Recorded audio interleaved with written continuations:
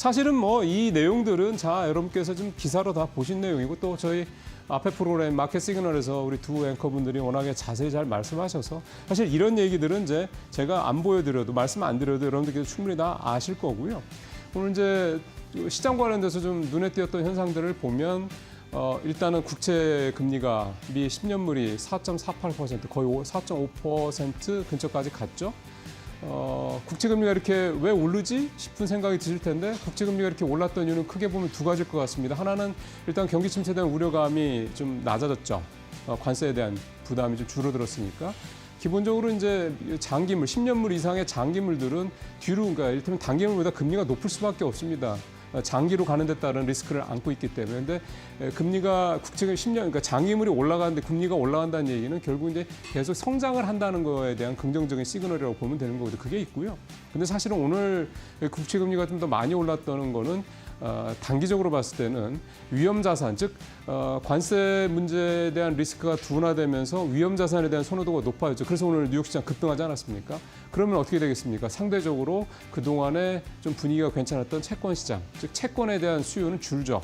채권을 팔게 됩니다. 채권을 팔면 채권 값이 떨어지니까 당연히 금리는 올라가게 되는 겁니다. 그러니까 그런 식의 어떤 프로세스를 좀 생각하시면 될 것 같은데요. 근데 4.5% 넘어가면 분명히 시장에 압박이 좀 있을 겁니다. 그런 부분들 감안을 좀 해야 될 것 같고요. 또 이렇게 이제 관세 리스크가 줄어들면 또 경기 침체에 대한 우려가 둔화되는 것만큼이나 사실은 또 금리 인하에 대한 기대감 낮출 수밖에 없다. 뭐 이런 또 서로 상대적인 그런 문제들이 좀 생길 수가 있고요. 그 다음에 이제 봐야 될 게 이제 사실은 이제 본격적인 뭐 2차 라운드가 2라운드가 시작이 된다 이런 얘기도 나오는데 결국 환율 얘기 이제 나올 거고요. 기본적으로 미국은 무역 적자를 줄이기 위해서 달러화 가치를 높게 가져갈 수가 없습니다. 이런 구조라면 달러 가치를 떨어뜨리려고 애를 쓸 거고 달러 가치가 떨어지게 되면 당연히 상대국 가치는 통화 가치는 올라가죠. 오늘 엔달러 환율이 150엔대까지 갑자기 또 급등을 했습니다. 그만큼 엔화 가치가 올라갔다 이제 이런 얘기가 좀 떨어졌다는 얘기가 좀 되는 건데 이 상황이 오래 가지는 않을 겁니다.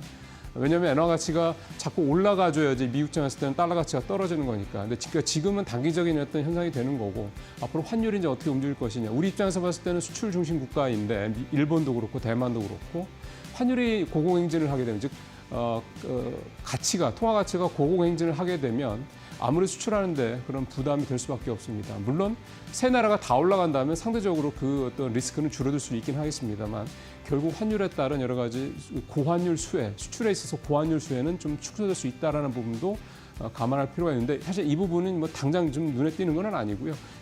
앞으로 여지가 좀 있다 이렇게 좀 봐야 될 것 같고 그다음에 또 하나는 결국은 이 관세가 90일 유예된 거지 완전히 없어진 게 아니지 않습니까? 기본적으로 10%이 소위 말하는 보편 관세는 부과가 되고 있는 거고 그러면 이제 이 90일 유예라는 게 결국 한시적인 건데 이게 장기적으로 안정적으로 계속 이거를 그대로 볼 수 있겠느냐? 그렇지 않을 가능성이 높다라는 겁니다. 트럼프의 변덕도 사실은 좀 겁이 나고요. 그러면 앞으로 90일 동안 이런 여러 가지 돌발 변수들을 감안을 할 때 지난 1분기 때 보여줬던 것 같은 그런 사재기 현상이 좀 벌어질 가능성이 높은데 앞서 곰베랭커도 얘기했던 것처럼 우리가 지난 1분기에 수출이 좀 사실은 대미 수출 많이 하는 나라 중에서는 유일하게 줄었거든요. 그럼 이 여파가 우리한테도 계속 미칠지 여부 이것도 사실 좀 관심 있게 지켜봐야 될 것 같습니다.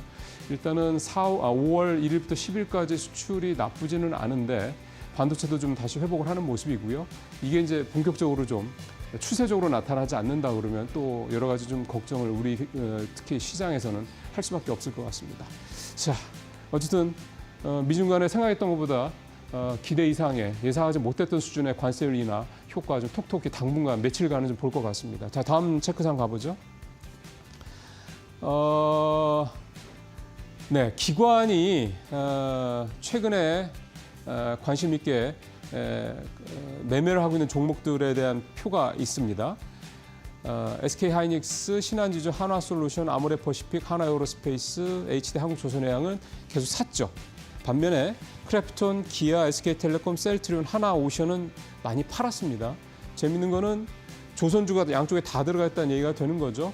그 얘기는 하나오션이 그동안 사실은 펀더멘탈에 비해서 좀 많이 올랐다라는 그렇게 해석을 시장에서는 하고 있다 이런 뜻으로 해석이 좀 되고요.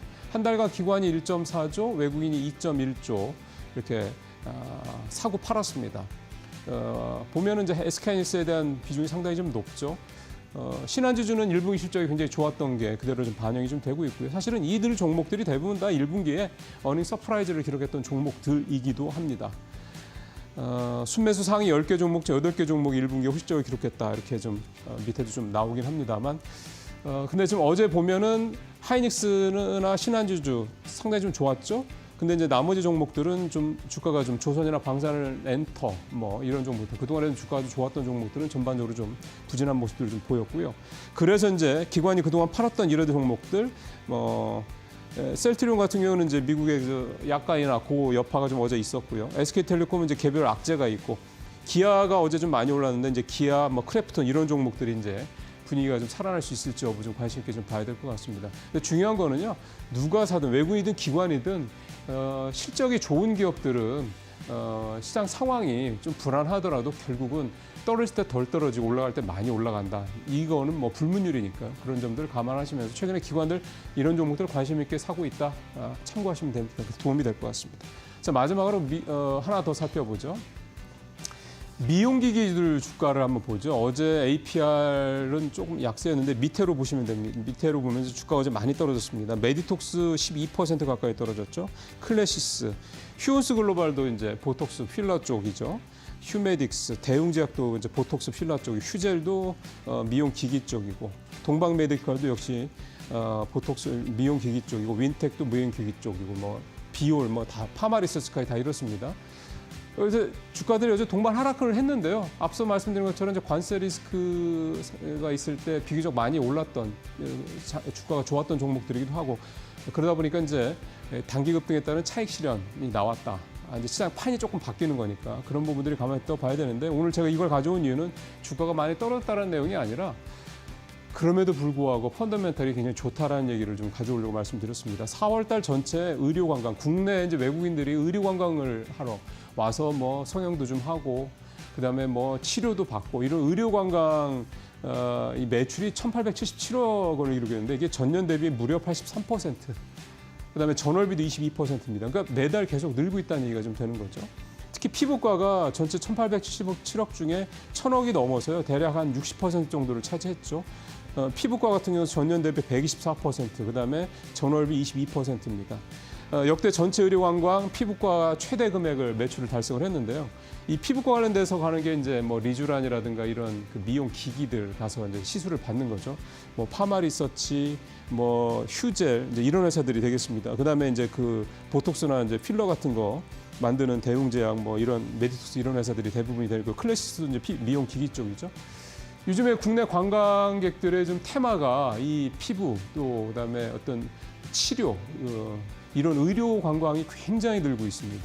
여기에 이제 우리나라 이 미용기기 업체들 그다음에 미용 재료죠. 이제 보톡스라든가 이런 의료 관련된 미용 재료들 이런 회사들이 또 굉장히 또 글로벌하게 경쟁력을 갖고 있고요. 비단 국내뿐만 아니라 해외도 많이 나가고 있죠.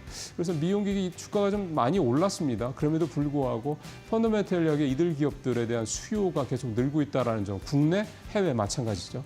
이런 점들은 어쨌든 계속해서 좀 눈여겨볼 만한 소위 말하는 이제 K 의료 관광, 뭐 K 뭐 의료 뭐 이런 쪽으로 묶어서 본다 그러면 또 역시 글로벌한 경쟁력을 갖고 있는 우리의 또 대표적인 그런 품목들이 되겠다 이렇게 볼 수가 있겠습니다. 마치겠습니다.